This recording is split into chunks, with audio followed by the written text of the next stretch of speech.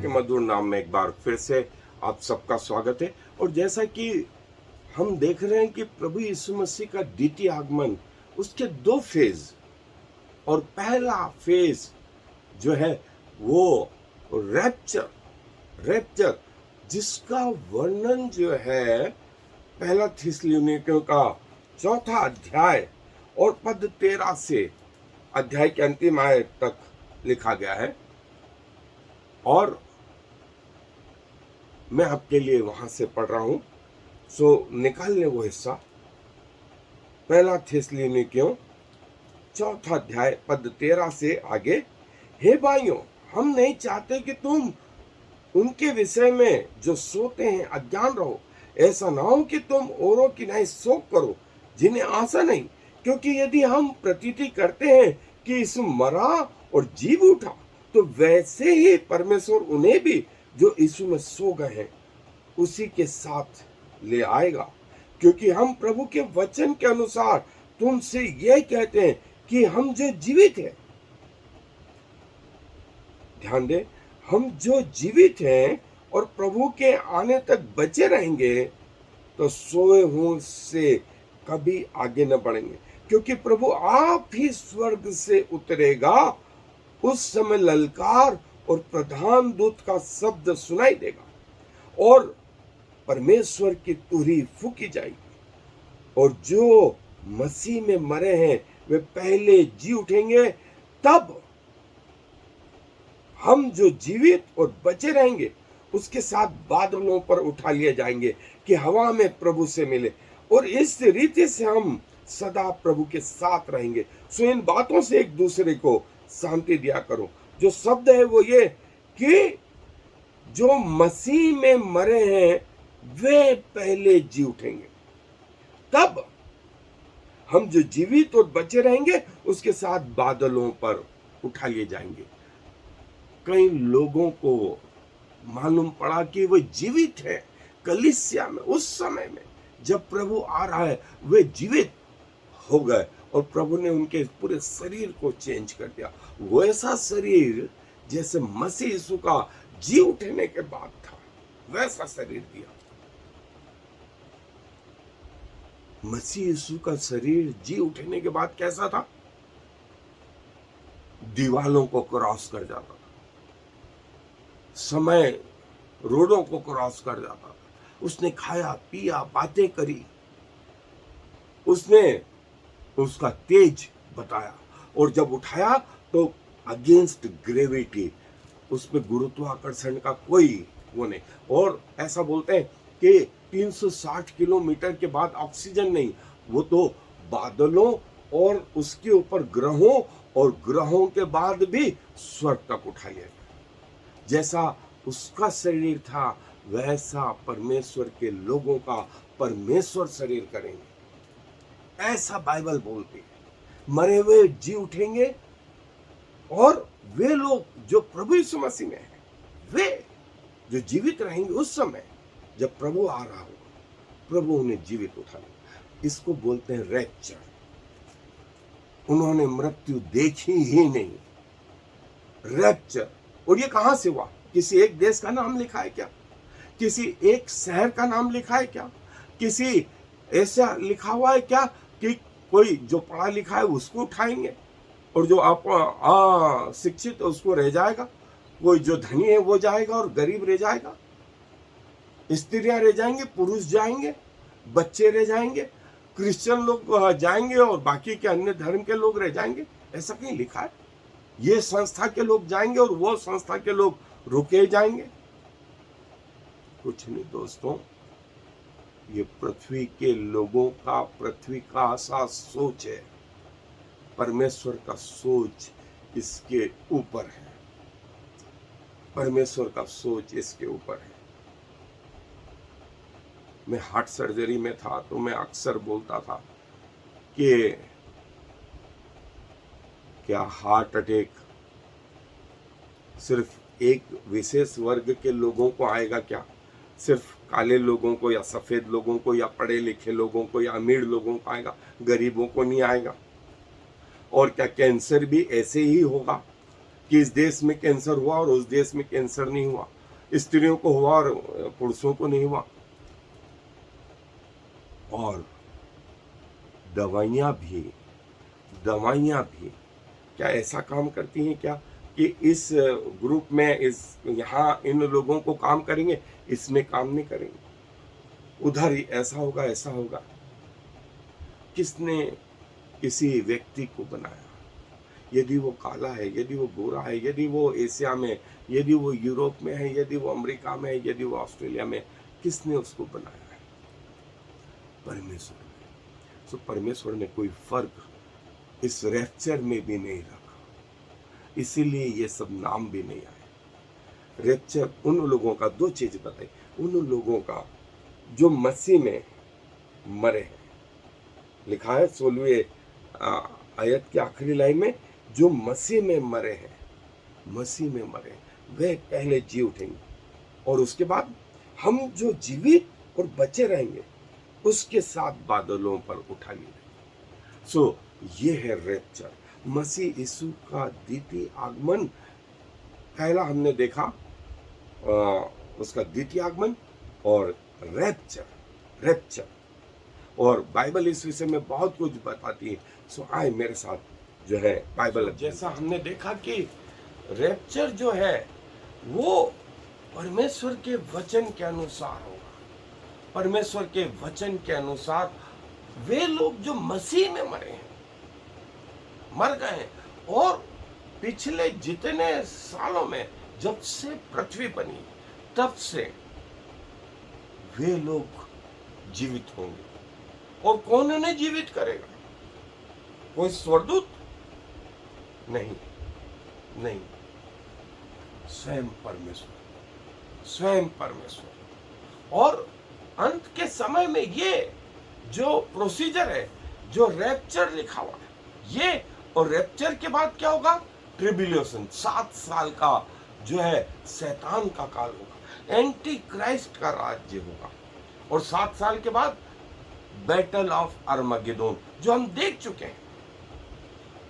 और battle of अर्मगेदोन के समय में मसीह यीशु का द्वितीय आगमन और मसीह यीशु का युद्ध करना, शैतान और उसके त्रिएकता, उसके स्वर्गदूतों के साथ में, उसके पीछे चलने वाले लोगों के साथ, फिर 1000 वर्ष का राज्य।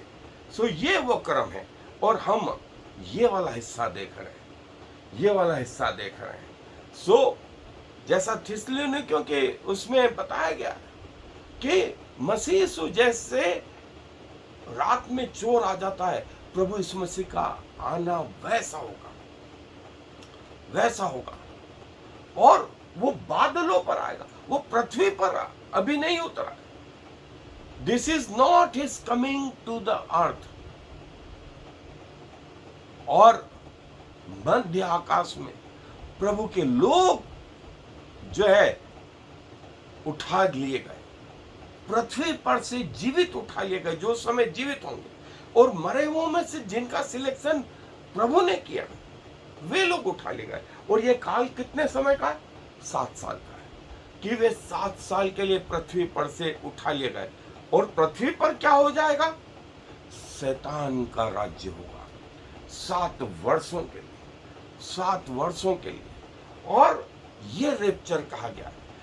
ये रैप्चर और रिजरेक्शन में ये फर्क है। रिजरेक्शन मतलब मरे हुए जो जीवित हुए उनको रिजरेक्टेड कहा जाता है, और रैप्चर जिन्होंने मृत्यु को नहीं देखा, वो है रैप्चर। और ये फर्क आप जाने, रिजरेक्शन और रैप्चर। और प्रभु बताते हैं कि प्रभु के लोगों का जो है रैप्चर होगा, वे मृत्यु को नहीं देखेंगे, और जीवित जो उस समय होंगे प्रभु के लोग, वे जीवित उठा लिए जाएंगे, ताकि वे 7 वर्षों तक शैतान के उस राज्य के अधीन न रहें। और जो है, हालांकि रैप्चर के बारे में मत्ती, मरकुस, लूका में जो है नहीं इतना बताया गया, लेकिन यूहन्ना रचित सुसमाचार में ये 2 बार आया है, 2 बार आया। मसीह यीशु ने कहा कि मैं जगह तैयार करने जाता हूं, कि जहां मैं फिर आऊंगा तब तुम्हें वहां ले जाऊंगा, कि जहां मैं रहूं वहां तुम भी रहो। और संतों का जो मसीह में पाए जाते हैं, उन्होंने मृत्यु नहीं देखी, प्रभु उनको उठा लेगा, प्रभु उनको उठा लेगा और जो है वो 7 साल तक पृथ्वी पर से उठा लिए जाएंगे। अब इसके बाद का मैं आप लोगों को आगे बताऊंगा। जब संत लोग उठा लिए जाएंगे तो उसके साथ पवित्र आत्मा भी उठा लिया जाएगा, पवित्र आत्मा भी उठा लिया जाएगा। और तीसरी चीज, परमेश्वर का वचन, आमोस नबी की पुस्तक 8वां अध्याय पद 11 से 14 में लिखा है कि परमेश्वर का वचन भी उठा लिया जाएगा। अब पृथ्वी पर वे लोग रह जाएंगे जो परमेश्वर को नहीं जानते, या वो जानते हैं लेकिन मन नहीं फिराया था, शायद गुनगुना जीवन जी रहे थे, वे लोग रह जाएंगे, जिसके विषय में बाइबल क्या बोलती है हम जो है आगे देखेंगे। और जैसा मैंने बताया कि प्रभु जो है बादलों पर आएगा, और ये रैप्चर जो होगा, रैप्चर और रिजरेक्शन में मैंने आपको बार बार फर्क बताया। रिजरेक्शन मतलब जो मरे हुए थे वे जीवित होंगे, और रैप्चर मतलब जिन्होंने मृत्यु नहीं देखी वे लोग। और 7 साल के बाद जब मसीह इस पृथ्वी पर उतरेंगे तब उसके साथ ये पवित्र लोग भी होंगे जो शैतान और उसकी सेना से लड़ने के लिए, जिनका वर्णन 19वें अध्याय में आया है, प्रकाशित वाक्य के 19वें अध्याय में, जहां का सेनापति परमेश्वर का बेटा स्वयं प्रभु यीशु मसीह, और उसके पीछे स्वर्ग की सेना है। और इस स्वर्ग की सेना में लोग कौन है? ये संत लोग, ये रैप्चर वाले लोग, वो स्वरदूत, वे स्वरदूत, ये सब उसके सेना में। और लिखा है जैसा प्रकाशित वाक्य में कि हर एक आंख उसे देखेगी, हर आंख उसे देखेगी। अब ये द्वितीय जो है रिजरेक्शन होगा।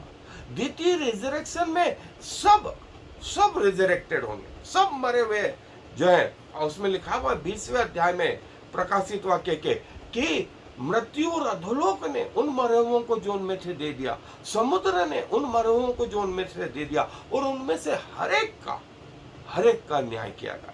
और उस दिन हर एक आंख उसे देखेगी, जिन्होंने उसे बेधा था वे भी उसे देखेंगे और उसके कारण छाती पीटेंगे, क्योंकि अब जो है बदलाव का समय नहीं, अब बदलाव का समय नहीं।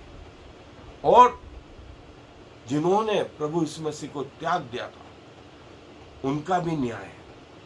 और जिस किसी का नाम जीवन की पुस्तक में लिखा हुआ नहीं मिला, वो आग की झील में हमेशा के लिए डाला गया। ये दूसरी मृत्यु है, ये दूसरी मृत्यु है, जहां शैतान और उसके दूत, उसके स्वरदूत और उसकी त्रिएकता के सब ये शैतान इस जगह होगा।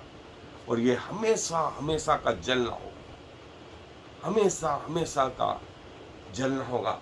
जिस किसी का नाम जीवन की पुस्तक में लिखा हुआ ना मिला, वो आग की इस झील में डाला गया।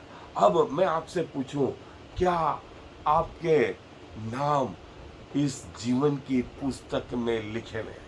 क्या आप इस रैप्चर के भागीदारी होना चाहते हैं? क्या आप चाहते हैं कि मसीह जब आए तो आप उसके साथ स्वर्ग में चले जाएं? अन्यथा आप जो है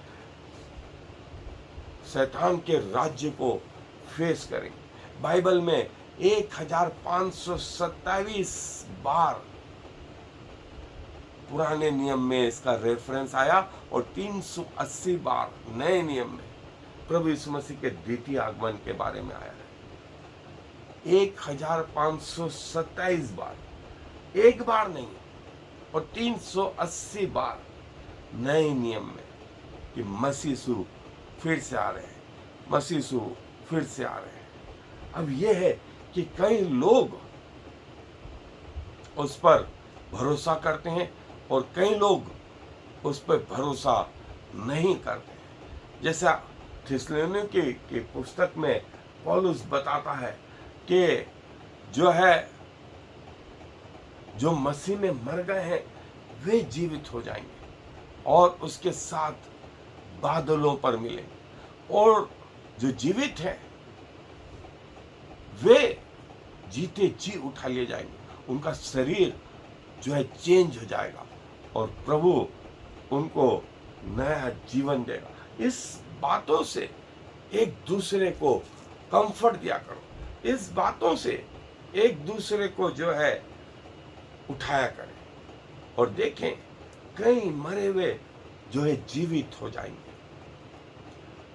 और जो कई जीवित है वे बादलों पर उठा लिए जाएंगे। इनको उस प्रकार का शरीर मिलेगा जो सूर्य से के बनाने वाले के रोशनी को फेस कर सके। अभी हमारा शरीर सूर्य के नजदीक जाए तो भस्म हो जाए, जल जाए, और हमें किसके पास पहुंचना है? जिसने सूर्य को बनाया।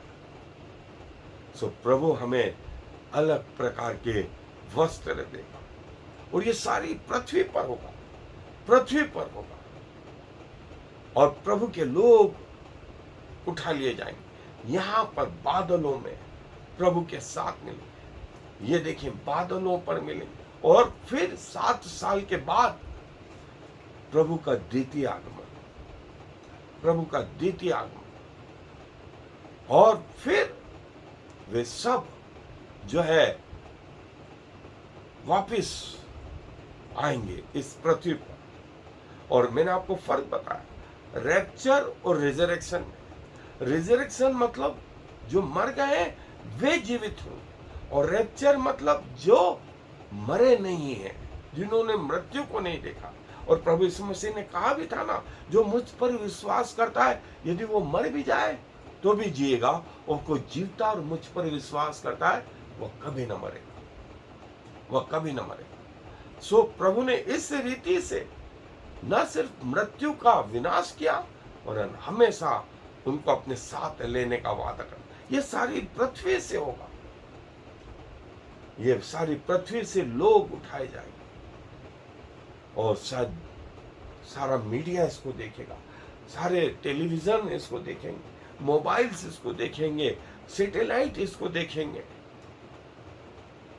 और कई लोगों को बताया जाएगा कि ये तो बाइबल में पहले से लिखा है। बाइबल ढूंढने जाएंगे तो मालूम पड़ा बाइबल ही नहीं है। पवित्र लोगों को ढूंढने गए तो मालूम पड़ा पवित्र लोग ही नहीं है। तब आपको कौन सत्य बताएगा? ये जो मर गए ये ऐसे कब्रस्थानों में से ऐसी कब्रें खुल जाएंगी, और ये प्रभु के पास ऐसे उठा लिए जाएंगे। प्रभु के लोग बादलों पर उसके साथ मिलेंगे।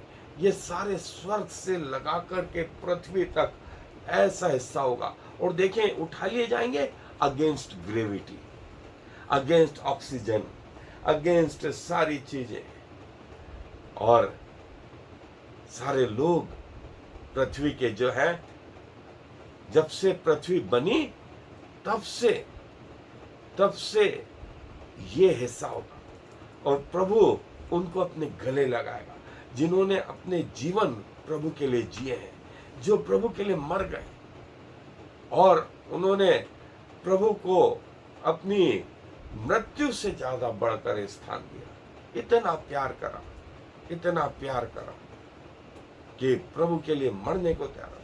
और देखें, कई लोग अब एस्ट्रोनॉट या उस मध्य आकाश में स्पेस में जाने की बात करते हैं, लेकिन प्रभु के जो लोग हैं जो जीवित होंगे या इस रैप्चर में शामिल होंगे, वे सब एक प्रकार से हम उनको एस्ट्रोनॉट ही करके जानेंगे।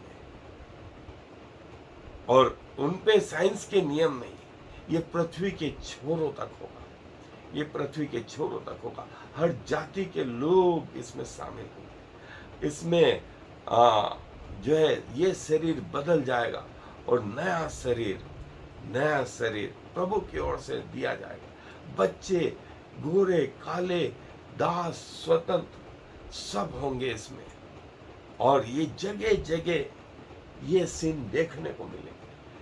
चट्टानें खुल गई, प्रभु के लोग आकाश में जो है प्रभु के साथ जो है। शायद कई लोग मोबाइल से ये फोटोग्राफ खींचे, कई लोग सैटेलाइट से ये फोटोग्राफ खींचे। दूसरे दिन पेपरों की खबर रहेगी और ब्रेकिंग न्यूज रहेगी टीवियों की कि लोग दिखाई दिए ऊपर। और एक दो नहीं, एक जगह से नहीं, सारी पृथ्वी से ये वो रैप्चर ये वो रैप्चर होगा जहां लोग प्रभु के साथ मिलेंगे और हमेशा हमेशा के लिए। फिर ऐसों पर दूसरी मृत्यु का कोई अधिकार नहीं, फिर वे नहीं मरनेंगे। और ये समय जो प्रभु के साथ होगा वे युगान युग। कोई लोग चलते चलते शायद बदल जाएंगे, तो उनके जूते और कपड़े नीचे रह जाएंगे और ऊपर जो जाएगा वो वाला शरीर होगा जो प्रभु चाहते हैं। और फिर वे प्रभु के साथ वापस आएंगे। रैप्चर। और देखें जब प्रभु के साथ में आए तो ये पीछे जो है उसके वो लोग हैं, स्वर्गदूत हैं और प्रभु के लोग हैं। शैतान से लड़ने को आए, ये जो अवस्था होने वाली है रैप्चर की, देखें हम यहाँ है प्रेजेंट एज में और ये यहाँ होने वाला है। ये किस दिन हो जाएगा हमें नहीं मालूम, किस दिन हो जाएगा नहीं मालूम। रैप्चर ऊपर उठाया जाना और सेकंड कमिंग नीचे आना। रैप्चर और सेकंड कमिंग। प्रभु जो है उससे मांगे कि वो आपके आत्मिक आंखों को खोले कि आप प्रभु की को देख सकें, आपके आत्मिक कानों को खोले कि आप उसकी वाणी को सुन सकें, आपके आत्मिक हृदय को खोले कि आप उसकी बातों को समझ सकें।